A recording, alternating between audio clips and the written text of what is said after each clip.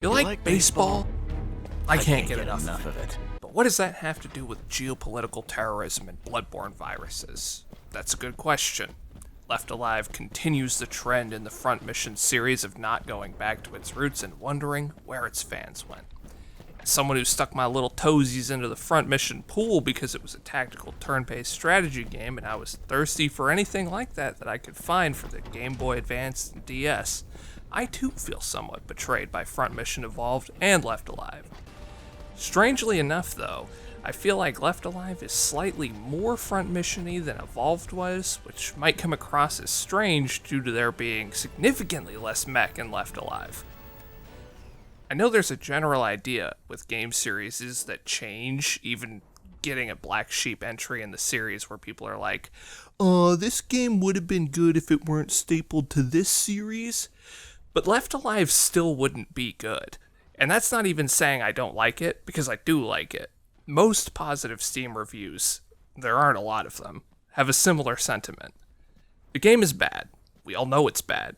But there's a gritty, janky charm to it. That charm is within all aspects of this train wreck that is Left Alive. So what's good about this steamy mess? I'm not an expert, but I'm gonna trust my feelings and dive in. Playing Left Alive could be described as a chore. I played on the second hardest difficulty, and I think that was a mistake. I know there's something to be said about what difficulty a game is meant to be played on, but with Left Alive, I'm a little confused as to what they intended. On hard, or whatever they called it, killing a man takes 4 headshots. If you don't shoot them in the head, you will run out of bullets. This is equal parts charming and completely ridiculous. Like, you know you can do it because they stagger from each headshot, but it's still silly. Meanwhile, on New Game Plus, on casual difficulty, with the pistol mod and the stealth upgrade, you can kill a whole group of men, 1 headshot each, and never be fired upon. Which begs the question, what difficulty should the game be played on? The answer is casual. At no point did I feel like I was gaining enjoyment from playing on hard, not to mention the mech sections. In this universe, they're called Wanzers, which is just German for walking tank. Anyway, these sections are, weird? It's usually limited to a small section of the map, and the combat is so difficult the mech is wrecked by the end of the fight anyway, so it makes sense. But the controls for the mechs are some of the worst I've ever experienced. They're slow, awkward, and have bad key mapping. I played this game on mouse and keyboard, I'm pretty sure I shouldn't have. That or these are just the absolute worst mech controls of all time. It's hard to describe, but I didn't want to move anytime I got in a mech. It's like driving a tank. If the tank had legs, and the legs did what they wanted, and not what you wanted, but they had boosters and wheels and spun around and could take cover and didn't make sense. Does that make sense? It's better to treat a Wanzer as a turret than to treat it as a mech, which they explain in the first Wanzer piloting segment, where the Wanzer has no legs. It was foreshadowing. The AI is also very unique. Sometimes it just forgets you exist after you shoot a guy in the head, but sometimes AI never forget. I spent a solid 3 minutes in a dumpster while 5 guys marched back and forth searching for me. They proceeded to hunt me to the end of the level. They followed me all the way until the last cutscene. Somewhat in the same vein are the escort missions, which make up a solid 50% of the game if you want to save the civilians. Every civilian rescue mission is exactly the same. Civilian needs rescuing, safety shelter is nearby, hope the path is clear, or just kill everyone on the path. It's awful, it's tedious, and honestly it's the worst part of the game. Freaking hurts! Help me!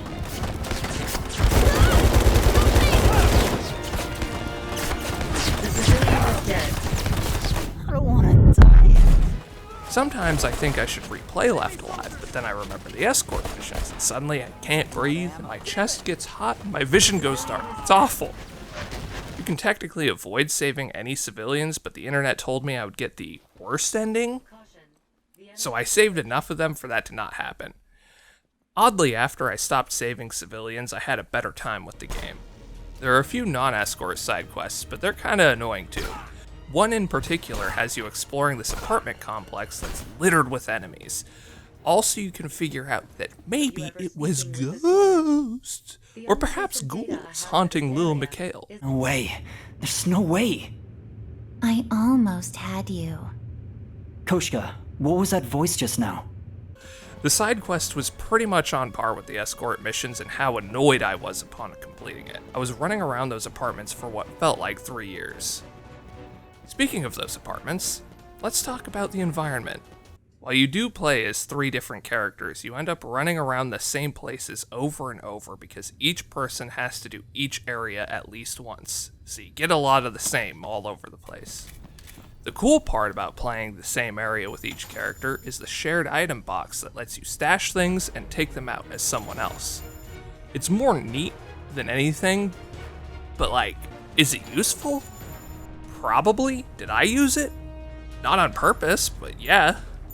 Something else that all the characters encounter is in-universe graffiti depicting the thoughts and feelings of the people of Ruthenia. Wait, was that a World of Tanks advertisement? Indeed it was.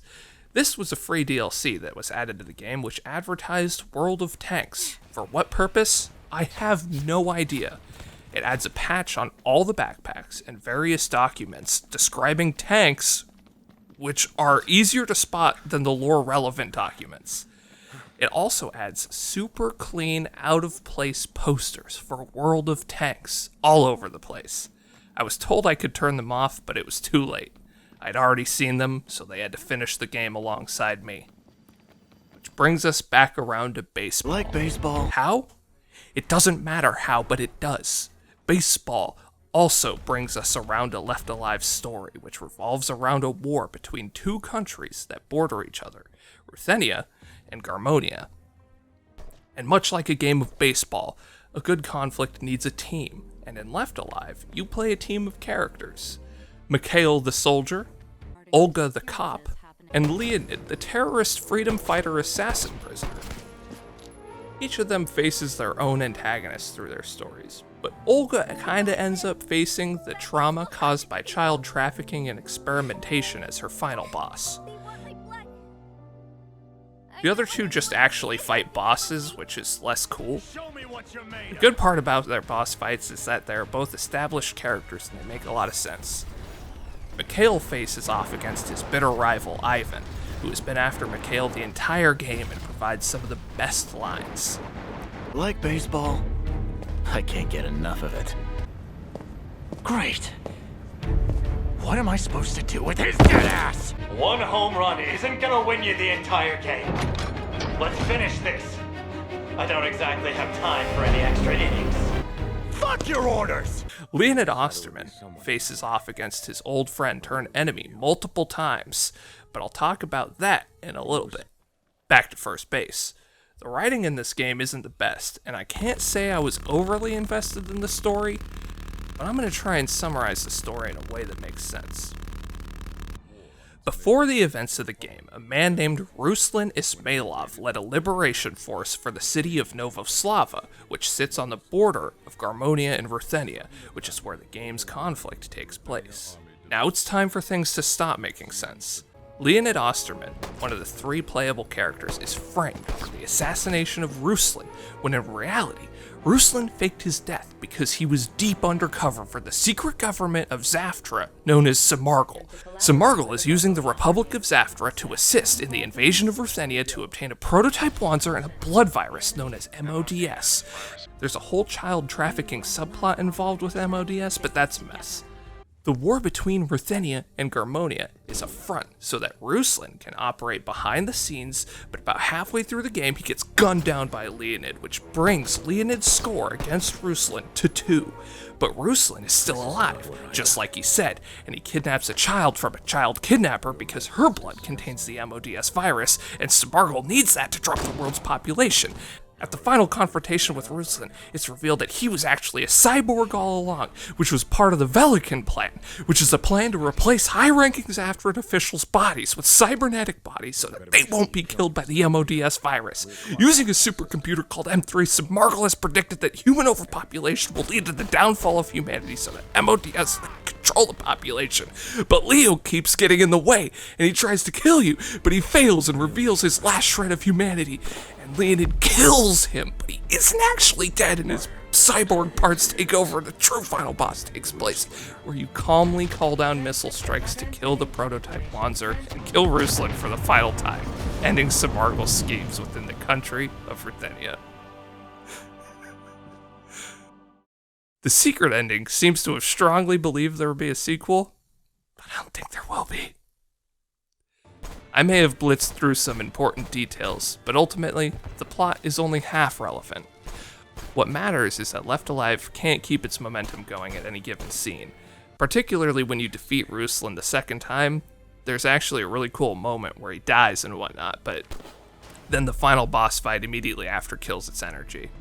It's okay though, because we didn't play Left Alive for the cool scenes. We played it for the baseball. Like baseball?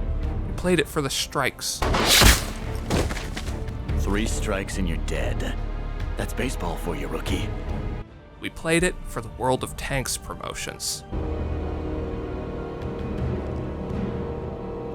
Left Alive sucks, but it sucks in a way that kind of made me love it. I can't get enough of it. Thanks, Bobby Bonilla. You made Left Alive a home run.